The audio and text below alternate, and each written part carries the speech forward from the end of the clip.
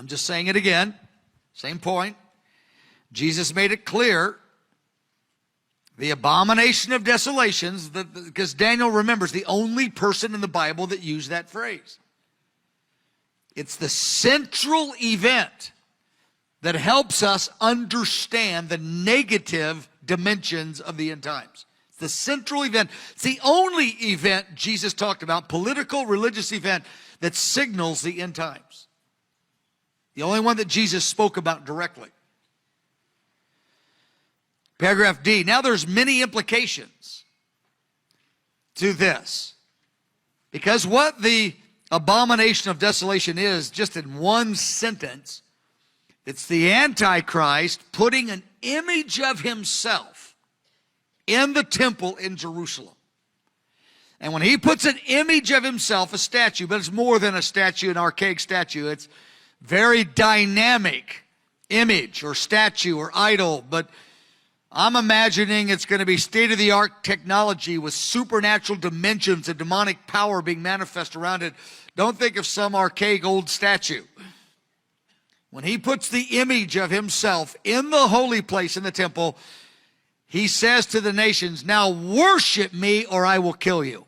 That's what the abomination is. It's the most abominable thing a man will ever do in history, is to put that statue in the holy place and demand the nations to worship at the pain of death, and he'll have the power to back it up.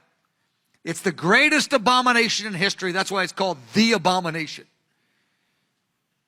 Well, there's a lot of implications, because if the Antichrist is going to put a statue or an image of himself in the temple in Jerusalem, number one, paragraph D, Israel has to be a nation, and they have to have jurisdiction over Jerusalem and build a temple in it. You know, for 2,000 years, the nation of Israel did not have a homeland, and they therefore did not have jurisdiction over Jerusalem, so they couldn't put a temple there. They have to rebuild the temple. They have to restart sacrifices in that temple. All of that is implied by the phrase, the abomination of desolation. Because how can the Antichrist put an image in the temple if there's no temple there? Right now there isn't a temple in Jerusalem. It has to be built. But for 2,000 years, this passage really caused a bit of perplexity to Bible teachers and theologians. They go, how could he put a statue in the temple in Jerusalem? They don't even have Jerusalem. They don't have a temple there. It's never going to happen. But beloved, right now, there's a big movement in Israel to build the temple in Jerusalem right now. And it has to be built. And when that temple is built, that's yet another sign that we are moving in that direction quickly. But the beginning of the Great Tribulation is when the Antichrist enters into the temple, puts the statue, and demands the nations to worship him. That's the great abomination that triggers everything. Jesus said, if you live in Judea, which is the area around Jerusalem, get out of town quick, because the Antichrist is pulling his mask off, and he's going to show himself not as a man of peace. When he does that, he's going to show himself as a man of terror and a man of rage and power and cruelty. Leave quickly when you hear news that that man went into the holy temple, the holy place in the Jerusalem. Now, paragraph 1 under D, the big obstacle is there's a Islamic mosque there right now on the place. So somehow, and I mean that's so I don't know what the word is, but it's so dramatic worldwide, because Jerusalem is going to have a temple on the place where there's an Islamic mosque. Now, how's that going to happen? And the narrative that most people embrace that believe in literal end-time prophecy is the Antichrist will show himself as a man of peace. He'll bring peace in the Middle East, and in the negotiation of peace, he will cause the agreement to allow that temple to be there. Now, that's going to be really big, because that mosque in Jerusalem is the third holiest site in Islam. And I go, there is no man without supernatural power that's going to make that change. But the Lord is orchestrating it, and the Antichrist will have demonic powers. But it is God's will. He's going to let it happen.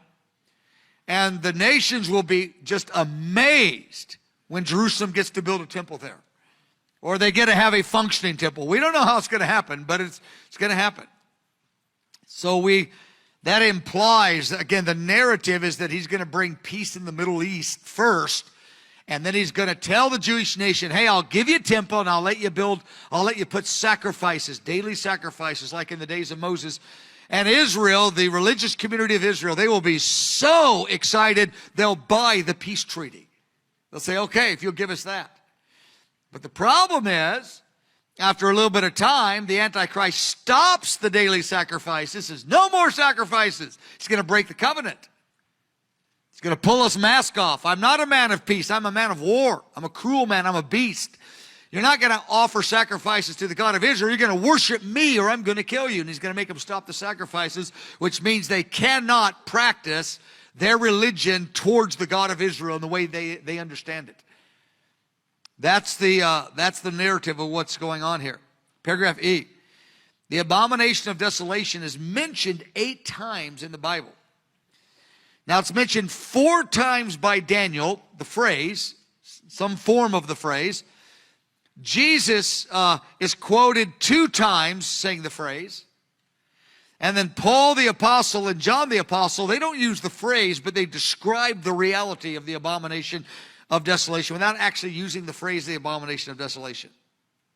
Top of page 2.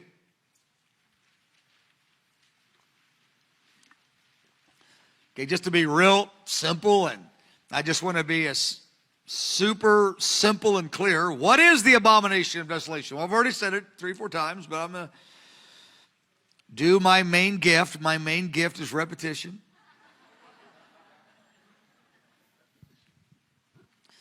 Paragraph A, I just want to say it a little bit different so you go, I really got it. The abomination refers to specific deeds, abominable or evil deeds that are done. These deeds are an abomination to God. That's how it gets the term. It's very evil to God.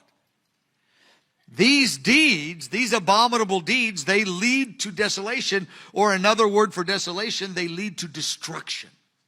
Destruction of what? Cities, nations, people. There's destruction that is the result of these abominable deeds.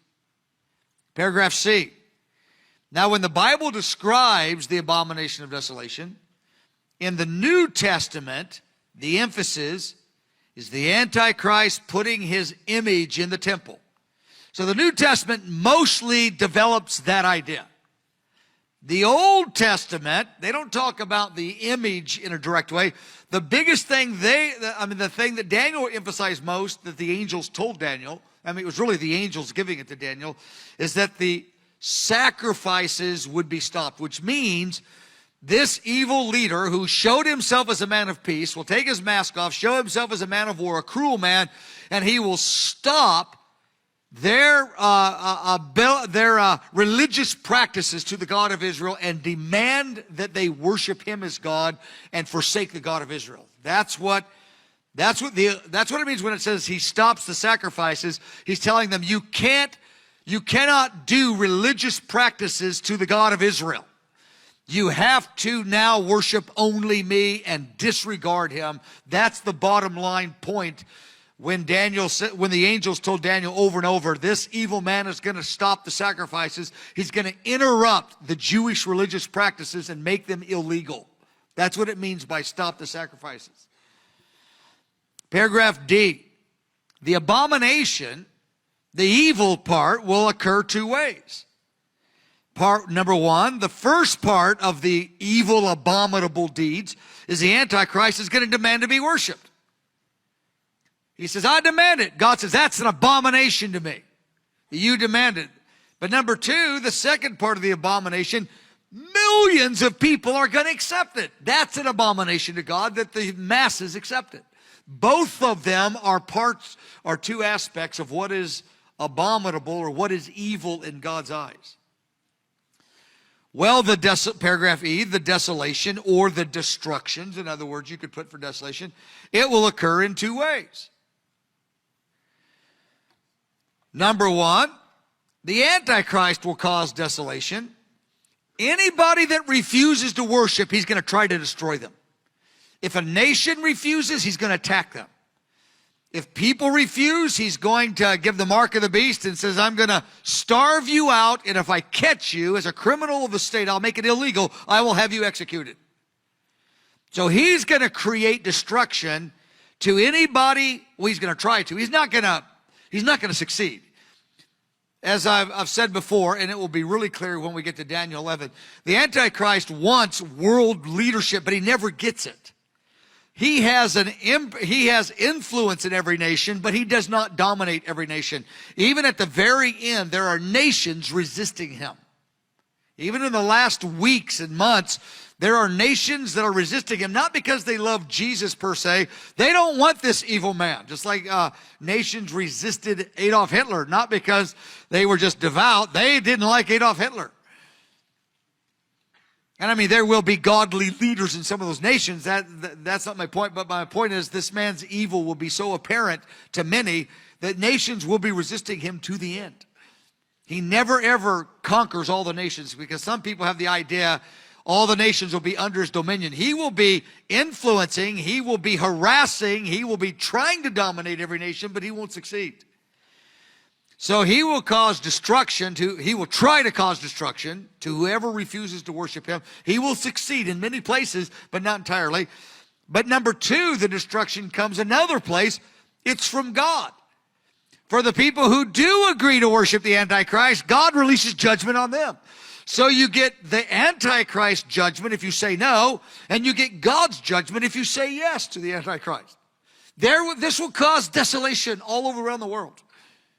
If you say no, the Antichrist is attacking you with great force. If you say yes, God is coming after you with great force. What? This is intense. That's why it's called the abomination that leads to this global destruction. Not that the whole world will be totally destroyed, but the world will be in desolation when it's over. But it's at that time where the great harvest comes to its fullness. I believe the church will be here in power through this time period. I don't believe the popular idea that we're going to be raptured out and watch it from heaven. I believe the church will be in the power of God, in the midst of the battle, the great harvest of the nations, the power of signs and wonders taking place, and the church will be purified and have victory. There'll be a great falling away, but there'll be a great ingathering in the nations with great power. And the church will be purified in this context. People that aren't sincere will say, I'm tired of this Jesus thing. And people that are sincere, they will walk in deep commitment and purity.